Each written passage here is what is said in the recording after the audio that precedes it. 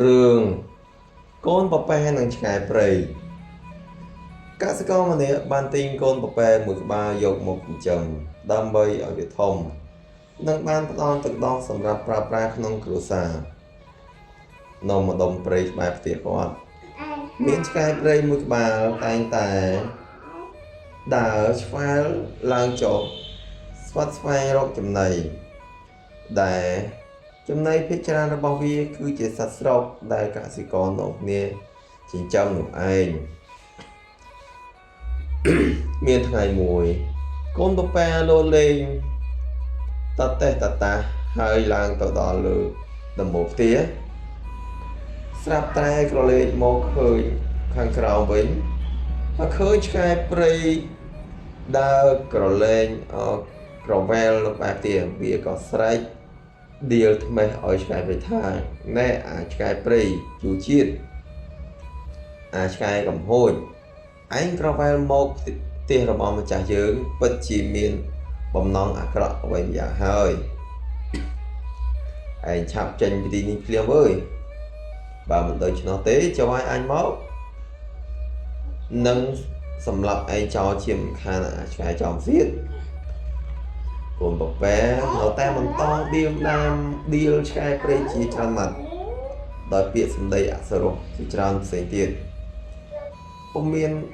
ក្រែងញញើតដល់ក្រញ៉ាំឬចង្កូមមុតស្រួយរបស់ឆ្កែព្រៃមិនតិចណាស់ឡើយចំណែកឆ្កែព្រៃវិញឈរសម្លឹងទៅកូនប៉ប៉ែព្រមទាំងគិតក្នុងចិត្តថាញ៉ាំទុកសិនចោះឯងឥឡូវតើឯងនឹងអាចនៅតែលើដំបូលជារៀងរហូតដែរទេសម្រាប់ឯងអាចរស់នៅបែបនេះយើងសុខចិត្តឲ្យឯងប្រមាថយើងតាមចិត្តចោល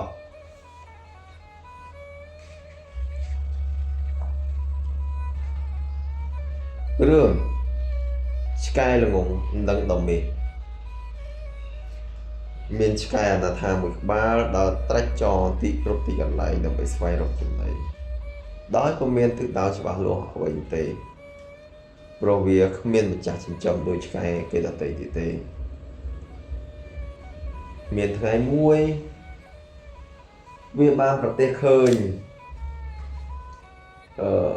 កំណោឆ្អឹងមនុស្សមួយកំណោទៅវាខំពំឆ្អឹងកំណោនោះក្រែងមានអាហារដើម្បីបំពេញក្រពះរបស់វាក្រោយពេលកាយកំណោឆ្អឹងស្ទុះវាក៏ប្រទះដុំមាសមួយដុំដោយក្តីលោភលន់ឆ្កែដឹងថាមាសគឺជាវត្ថុមានតម្លៃសម្រាប់មនុស្សហើយមនុស្សអាចយកដុំមាសទៅទិញម្ហូបអាហារបានគ្រប់យ៉ាងសន្ធោសទើបឆ្កែសុខចិត្តទៅដេកចាំយាមដុំមាសនោះមិនព្រមចាក់ចេញទៅណាឡើយវាចាំដុំមាសនោះដោយមិនចាក់ចេញទៅរកអាហាររហូតទាល់តែវាដាច់ពោះស្លាប់នៅក្បែរដុំមាសទៅថ្មឃើញហេតុការណ៍ដូចនេះក៏សម្ដៅ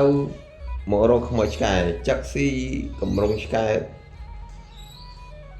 បណ្ដាពោលពាក្យថាអោលាឆ្កែល្ងងខ្លៅអើយមិនគួរណាមកស្លាប់ខ្លួន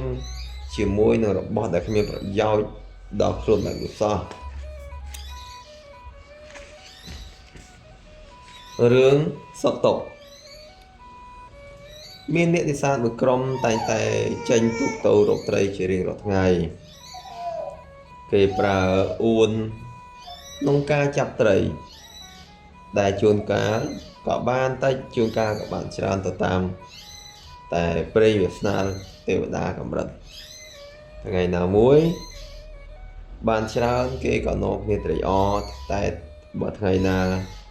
បានតិចគេក៏នាំគ្នាសោកសៅអញ្ចឹងទៅ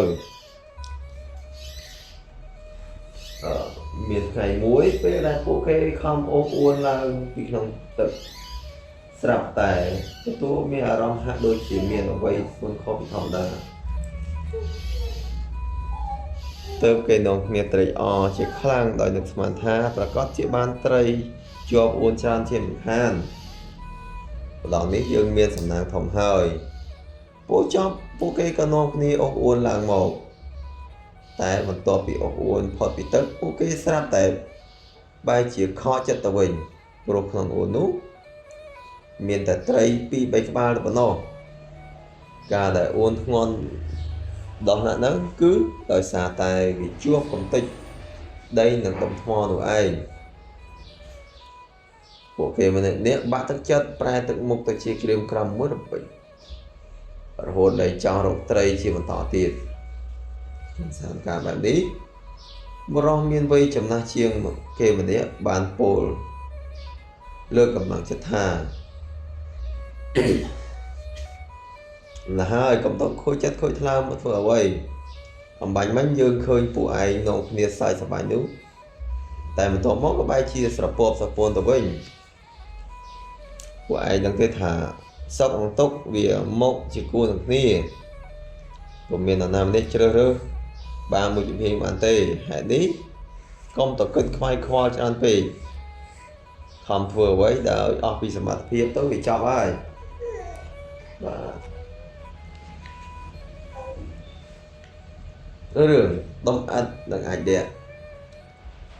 ការពយូរឡងហើយនៅទីកន្លែងមួយមានដុំឥដ្ឋនឹងអាចលាក់នៅរួមសុខទុក្ខជាមួយគ្នាជាសម្លាញ់នឹងគ្នាអ្នកទាំងពីរតែងតែជែកវិញញែកអំពីបញ្ហាផ្សេងជាប្រចាំបញ្ហាមួយដែលគេចូលចិត្តជជែកនោះគ្នានោះគឺហេតុអ្វីបានជាដុំឥដ្ឋរឹងនឹងមិនផុយស្រួយដូចអាចលាក់ដែលទោះបីជាត្រូវប៉ះទង្គិចខ្លាំងយ៉ាងបន្តិចក៏ដោយត្រូវភ្លៀងត្រូវខ្យល់ត្រូវក្តៅឬត្រជាក់ដុំឥដ្ឋនៅតែរក្សាសភាពខ្លួនជាដដែលខុសពីអាចលាក់ដែលឆាប់ប្រេះប្រែខូចរូបរាងដោយងាយជាទីបំផុតដល់ពីបានជជែកវិញញែកជាច្រើនលើកច្រើនសារមកអាចលាក់ក៏បានចាប់ដើមអង្កេតពិនិត្យទៅលើអ្វីដែលផ្សេងច្រើនប្រការរហូតដល់គិតឃើញថារឿងអ្វីមួយយ៉ាងចេញមកវាស្រែកដោយក្តីត្រេកអរថាខ្ញុំនឹងឃើញហើយសម្លាញ់ហេតុអ្វីបានជាឯងជាប់ធន់ដូច្នេះអត់ក៏សួរទៅវិញដោយអាការៈយើងឆ្ងល់ថាតើឯងនឹកឃើញរឿងអ្វីទៅឯងលាក់ឆ្លើយដោយក្តីជាប់ជាក្នុងចិត្តថាភាសាតែឯងហ្នឹង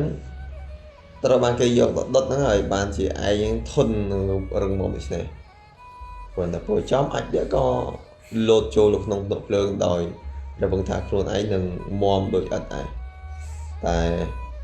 គួរអនុចារវាក៏រលាយខ្លួនទៅវិញជាចំណីអាគីទៅបាទទៅកាន់ជារឿងរបស់ខ្ញុំគឺ3រឿងហើយនេះបាទសូមអរគុណសម្រាប់ការតាមដានស្ដាប់ដោយសារខ្ញុំទីរឿងនេះកូនខ្ញុំវាធ្វើទុកចង់ស្ដាប់ឲ្យគេផងចឹងអរគុណអ្នកទាំងគ្នាកុំភ្លេចជួយ subscribe ជួយ share វីដេអូទាំងអស់គ្នាបាយបាយ